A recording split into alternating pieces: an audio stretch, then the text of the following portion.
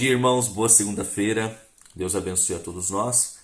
E hoje nós vamos continuar a nossa maratona espiritual com o projeto aqui Crescendo em Cristo. Crescendo em Cristo. E hoje já é o nosso 10º dia. Nós já estamos na segunda semana. E o título de hoje, lembrando que o título da semana é Identidade Adventista. E o título de hoje é Uma Casa no Céu. Uma Casa no Céu. Hoje, segunda-feira, 26 de abril.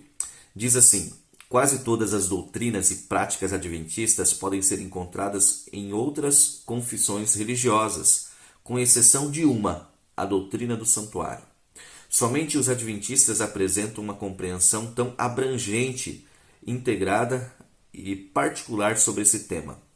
Diante disso, cabe uma pergunta: há fundamentos sólidos na palavra de Deus para esse ensino? Para responder essa questão, precisamos entender melhor o santuário no Antigo Testamento. Por que Deus ordenou a construção de um santuário? Vamos abrir aqui a nossa Bíblia em Êxodo, capítulo 25, versículo 8. Diz assim, eu vou ler na Nova Versão Transformadora. Instrua os israelitas a construírem para mim um santuário para que eu viva no meio deles. Outras versões dizem, me farão um santuário para que eu possa habitar no meio deles.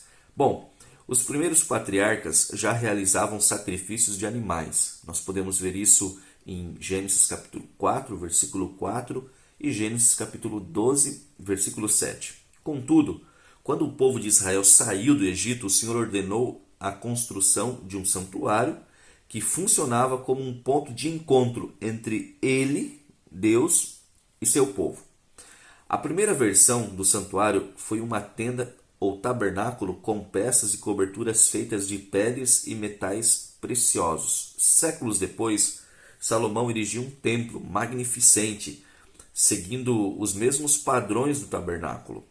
Os sacrifícios, os móveis do santuário, as festas anuais e até mesmo a função dos sacerdotes eram símbolos do Cordeiro de Deus que tira o pecado do mundo, de acordo com João capítulo 1, verso 29. Mais uma perguntinha aqui que surge. Onde Jesus atua hoje como nosso sumo sacerdote? Pergunta interessante, né? Hoje, esse Jesus, esse sumo sacerdote, ele atua onde? Nessa função, né? Hebreus capítulo 8, versículos 1 a 5 nos responde. Depois nós vamos ler mais uma parte aqui de Hebreus. Hebreus 8. Deixa eu só corrigir aqui rapidinho umas orelhas que apareceram na minha Bíblia, né? Aí, prontinho. Ok, Hebreus 8, verso 1 a 5 é o primeiro texto. Diz assim: o mais importante é que temos um sumo sacerdote sentado no lugar de honra à direita do trono do Deus majestoso no céu. Ele ministra ali no verdadeiro tabernáculo, o santuário construído pelo Senhor e não por mãos humanas. E visto que todo sumo sacerdote deve apresentar ofertas e sacrifícios, era necessário que esse sumo sacerdote também apresentasse uma oferta. Se ele estivesse aqui na terra, nem seria sacerdote, pois já existem sacerdotes que apresentam as ofertas exigidas pela lei. O serviço sacerdotal que eles realizam é apenas uma representação, uma sombra das coisas celestiais, pois quando Moisés se preparava para construir o tabernáculo, Deus o advertiu: cuide para que tudo seja feito de acordo com o modelo que eu lhe mostrei aqui no monte. E também o capítulo 9, versículos 11 ao 15.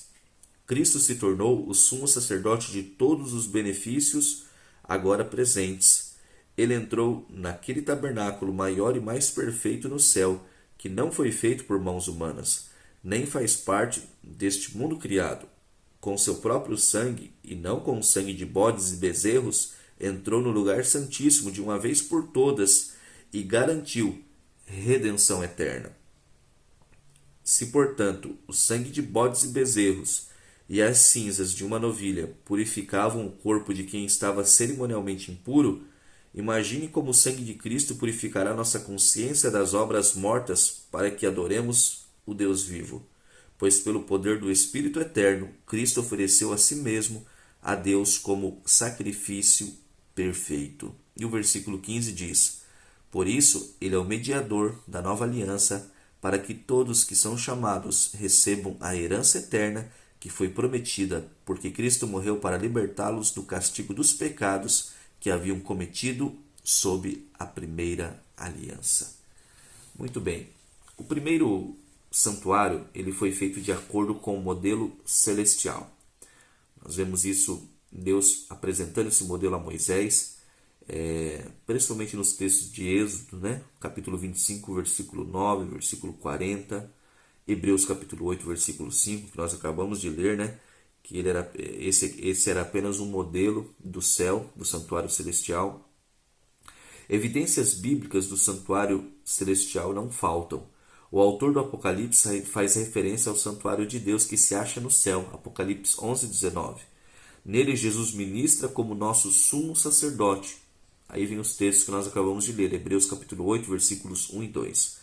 Pelo seu sangue Cristo entrou no santuário celestial e por isso é nosso mediador, Hebreus 9, 12, 14 e 15, que também nós lemos.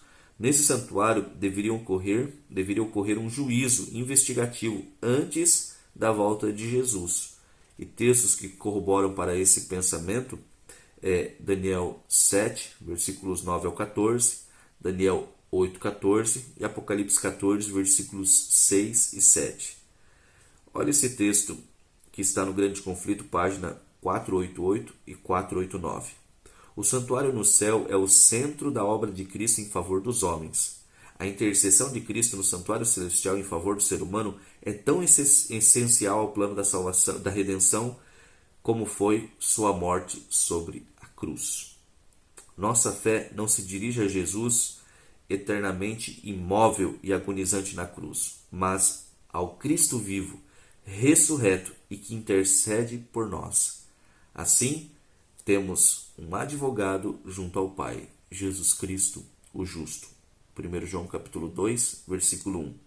Estude mais a respeito deste assunto e se maravilhe com a graça de Deus, que salva e transforma vidas.